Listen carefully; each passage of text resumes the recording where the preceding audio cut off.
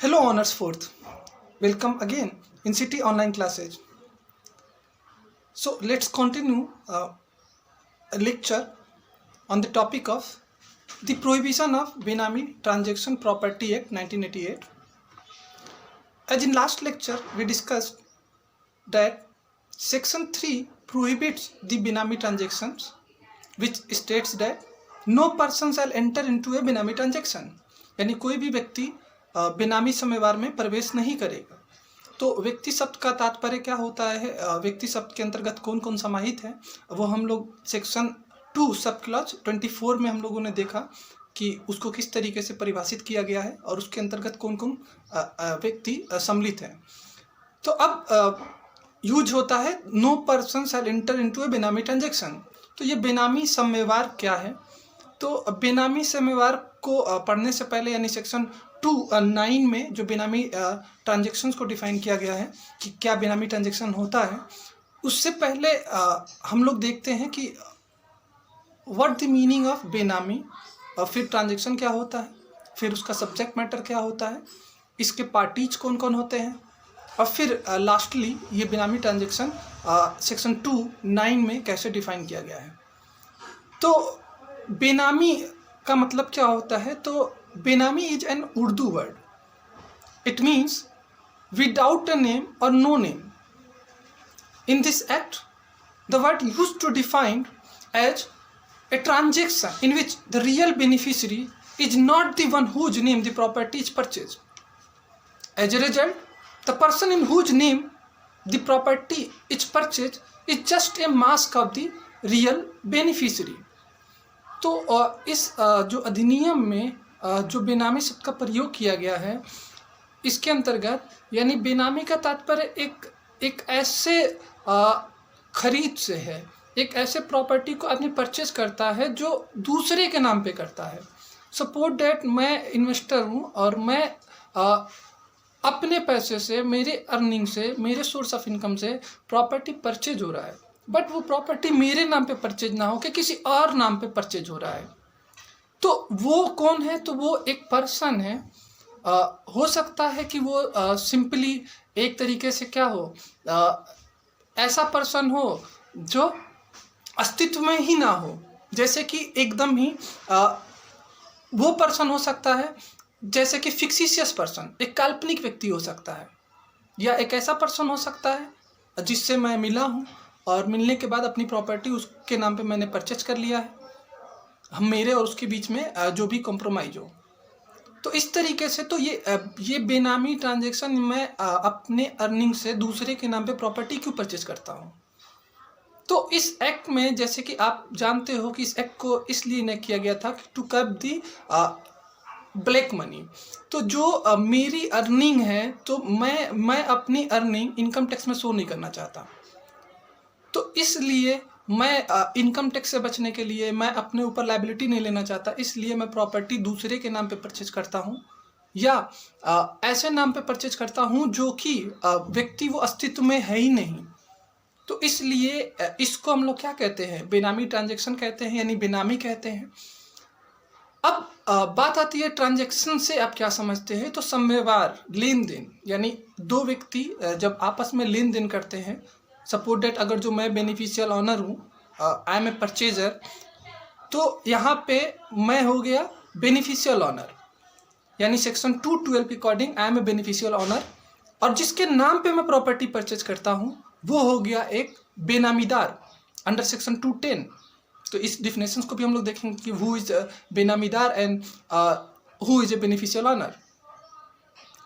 तो अब बात आती है कि ये जो दोनों मेरे, यानी I am the supported, I am a beneficial owner, और आप क्या हो, एक तरीके से बेनामीदार हो, मैंने आपके नाम पे प्रॉपर्टी परचेज की। तो अब इसके लिए हम लोग देखेंगे कि ये जो प्रॉपर्टी है सब्जेक्ट मैटर है। तो इस एक्ट में ये सब्जेक्ट मैटर क्या होता है, ये प्रॉपर्टी मीन्स क्या होता है, संपत्ति से आप क्या समझते हो। जैसे कि पुराने एक्ट में भी डिफाइन किया गया था प्रॉपर्टी, जो बहुत ही नैरोवर था, बहुत ही उसमें बहुत सारे कम प्रॉपर्टी को इंक्लूड किया गया था, जिसके लिए वो एक्ट अपने आप में एक तरीके से बहुत ज़्यादा सक्सेसफुल नहीं रहा, इसीलिए अमेंडमेंट हुआ।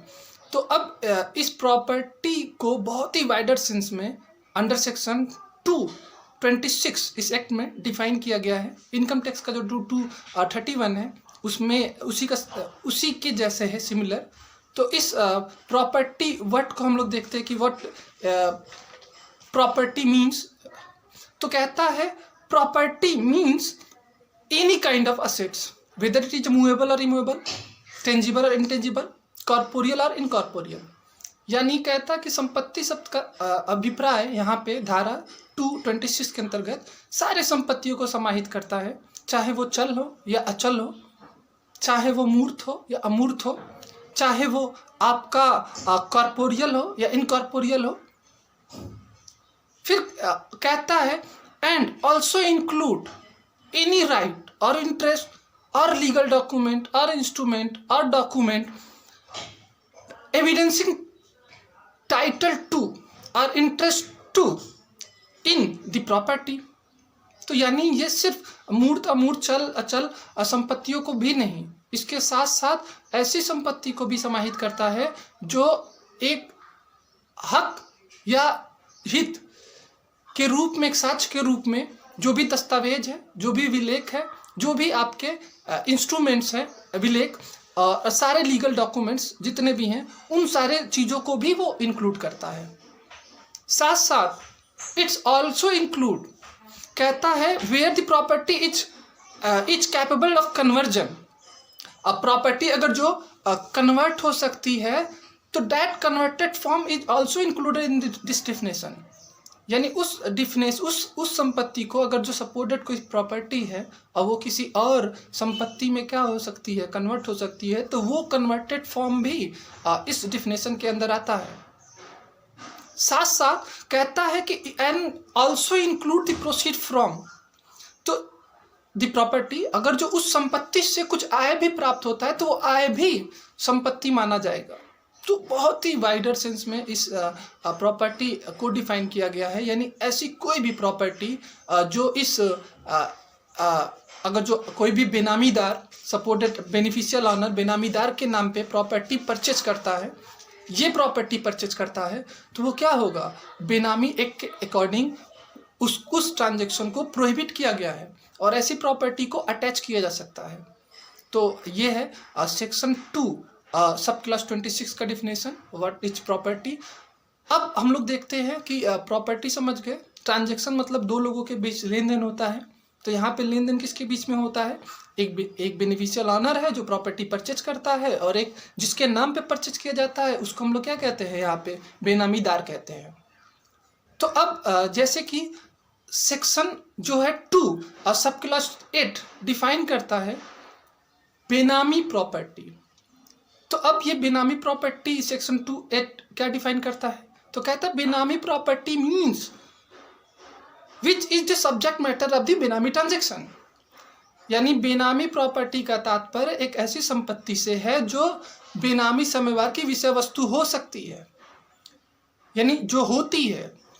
तो अगर जो कोई भी संपत्ति, यानी जो हम लोग संपत्ति कहाँ देखें, सेक्शन 2 सब क्लास 26 में जो संपत्ति को डिफाइन किया गया है, वो संपत्ति अगर जो बेनामी समयवार की संपत्ति यानी विषय वस्तु बनाई जाती है तो उसको हम लोग कहते हैं बेनामी प्रॉपर्टी।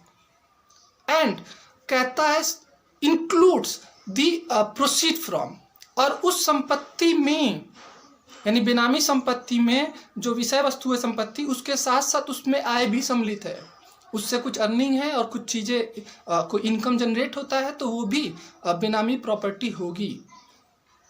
ठीक, तो अब हम लोग को देख लिया कि विषय वस्तु क्या होता है, बेनामीदार और बेनिफिशियल ऑनर के बीच में जो सब्जेक्ट मैटर है वो बेनामी प्रॉपर्टी होती है और प्रॉपर्टी वहाँ होता है जो 226 में डिफाइन है।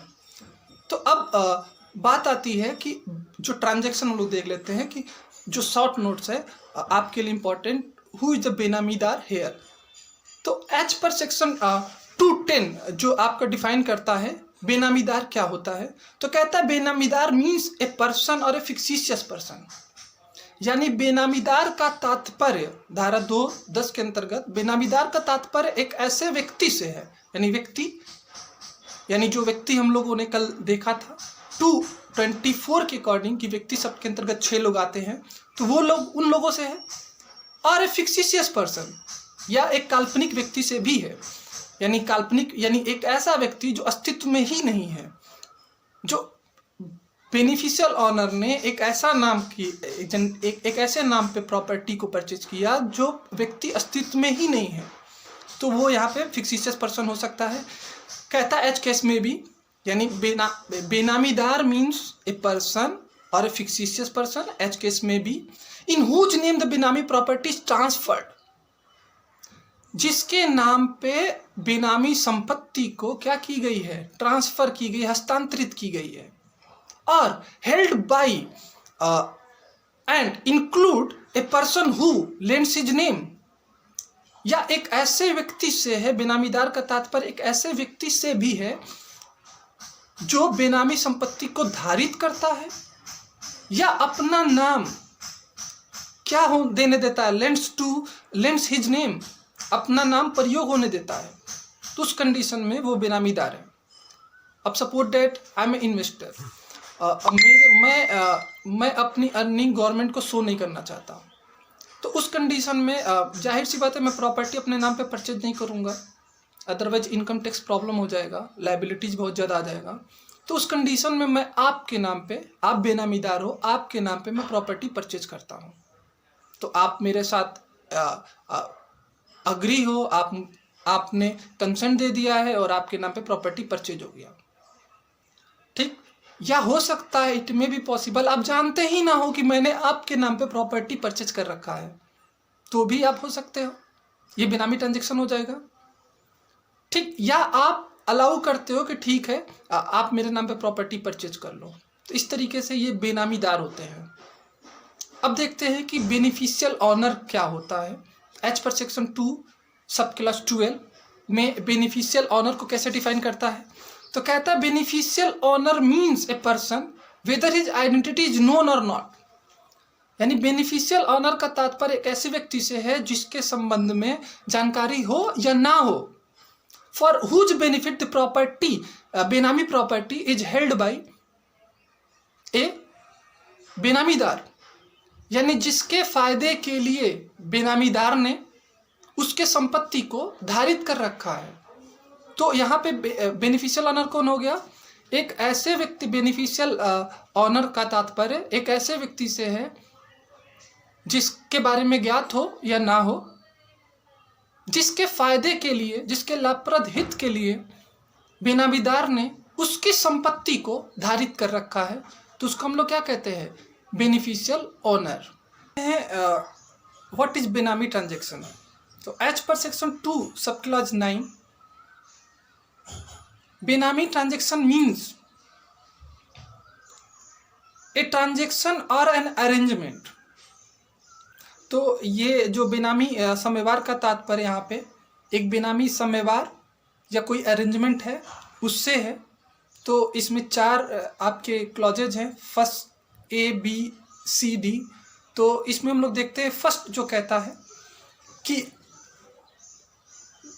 बेनामी transaction is a transaction or an arrangement, कहता है where property is transferred to or held by a person, कहता है where a property is transfer or held by a person and the consideration for such property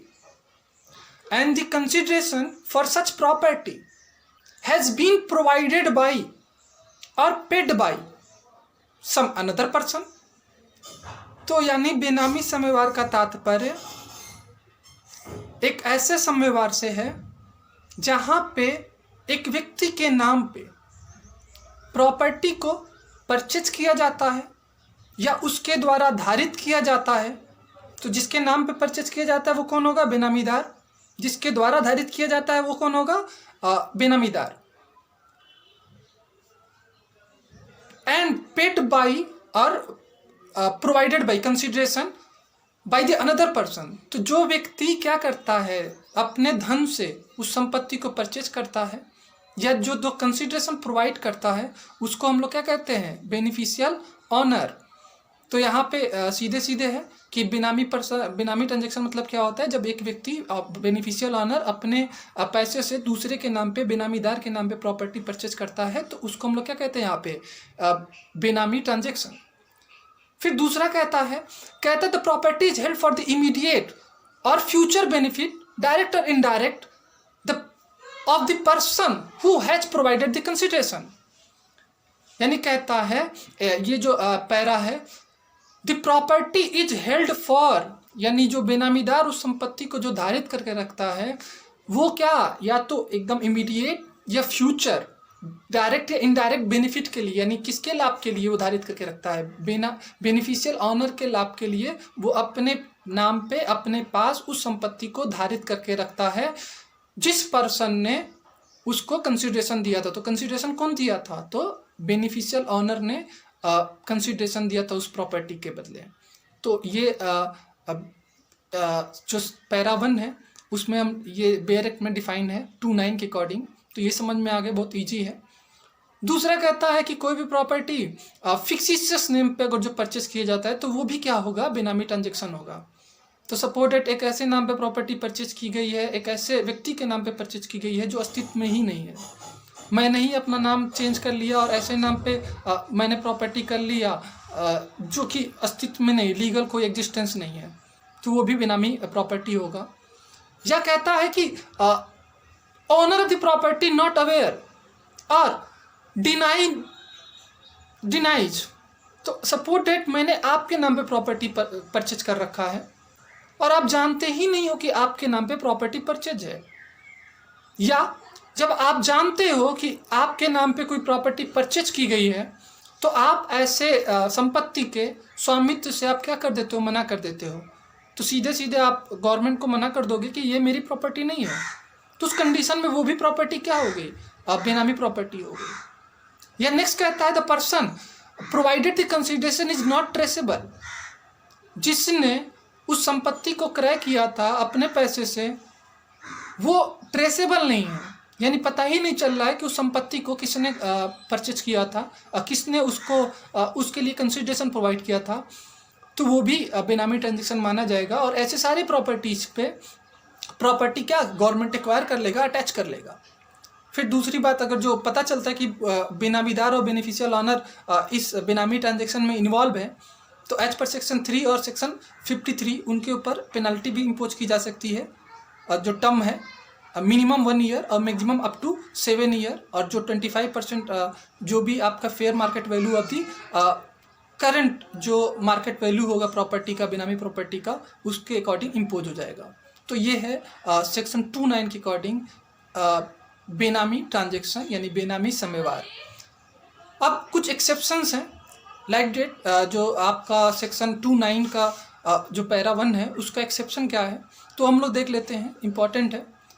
supported आप हिंदू कुटुंब से हो, अगर जो आप हिंदू अनडिवाइडेड फैमिली हो तो वहाँ पे जो मैनेज पूरे के पूरे उस फैमिली का, उस कुटुंब का जो हेड होता है वो कर्ता होता है। तो सारे लीगल जो भी मैटर्स होते हैं और सारे चीज़ें होती हैं वो कर्ता के नाम पे होता है। तो सपोर्ट दैट एक हिंदू अनडिवाइडेड फैमिली मेंबर के थ्रू पैसा प्रोवाइड किया जाता है, लेकिन वो परचेज होता है कर्ता के नाम पे। तो यहाँ पे भी हो सकता है कि वो आप कह सकते हो कि वो जो हिंदू अनडिवाइडेड फैमिली का मेंबर है वो क्या हो जाएगा, वो एक तरीके से बेनिफिशियल ऑनर हो जाएगा और कर्ता क्या हो जाएगा, बेनामीदार हो जाएगा। लेकिन यहाँ पे एक्सेप्शन है, क्योंकि जो प्रॉपर्टी होती है वो हिंदू अनडिवाइडेड फैमिली की होती है, तो कोई भी अगर जो फैमिली मेंबर है तो प्रॉपर्टी परचेज करता है तो वो बेनामी ट्रांजेक्शन नहीं कहा जाएगा। फिर दूसरी चीज़, दूसरा एक्सेप्शन बताता है कि कोई भी सपोर्टेड फेडुसरी कैपेसिटी में ट्रांजेक्शन्स होते हैं। सपोर्टेड एक ट्रस्ट में प्रॉपर्टी परचेज की जाती है, तो ट्रस्ट अथर होता है जो अपनी अर्निंग देता है, या अथर की जो प्रॉपर्टी होती है, सेटलर की जो प्रॉपर्टी होती है उससे कुछ इनकम जनरेट होता है या उसकी अर्निंग है या जो कुछ भी है, तो उससे प्रॉपर्टी परचेज होता है। तो सोर्स ऑफ अर्निंग कुछ और है, लेकिन प्रॉपर्टी परचेज किसके नाम पे हो रही है, तो जाहिर सी बात है ट्रस्टी ही करेगा हर चीज़ उससे रिलेटेड।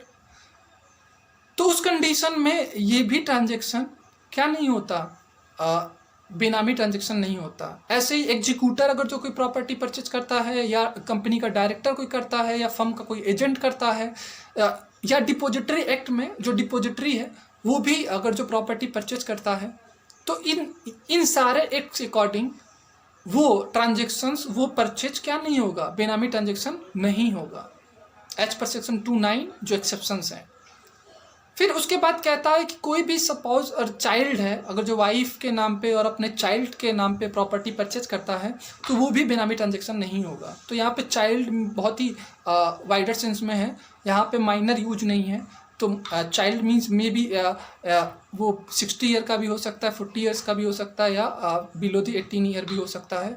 तो कोई भी पर्सन अगर जो प्रॉपर्टी परचेज करता है, नॉन सोर्स होना चाहिए, यानी मैंने अपने इनकम को शो किया है इनकम टैक्स में कि मैंने मेरी इतनी अर्निंग है और मैंने अपने बेटे या अपने वाइफ के नाम पे प्रॉपर्टी परचेज की है, तो वो भी बेनामी ट्रांजेक्शन नहीं होगा। सेम वे मैं अपने सिस्टर या भाई के नाम पे प्रॉपर्टी परचेज करता हूँ और ज्वाइंटली उसका मैं ऑनर हूँ, को ऑनर हूँ, या मैंने जो मेरा सोर्स ऑफ इनकम है मैंने उसको डिस्क्लोज कर दिया है, तो उस कंडीशन में भी उसको हम लोग बेनामी ट्रांजेक्शन नहीं कहेंगे। तो इस तरीके से ये एक्सेप्शंस हैं। आपका इस तरीके से जो आप ओवरव्यू में पूरे के पूरे इन सेक्शंस को आप एलोबरेट करोगे, इन डिफिनेशंस को, मेनली आपका बेनामीदार और beneficial owner, benami property, benami transactions, और एक थोड़ा सा brief of about the act, इन सारी चीज़ों को देख लेना। इट मे बी पॉसिबल कि ये शॉर्ट नोट्स आ जाए, इम्पॉर्टेंट है।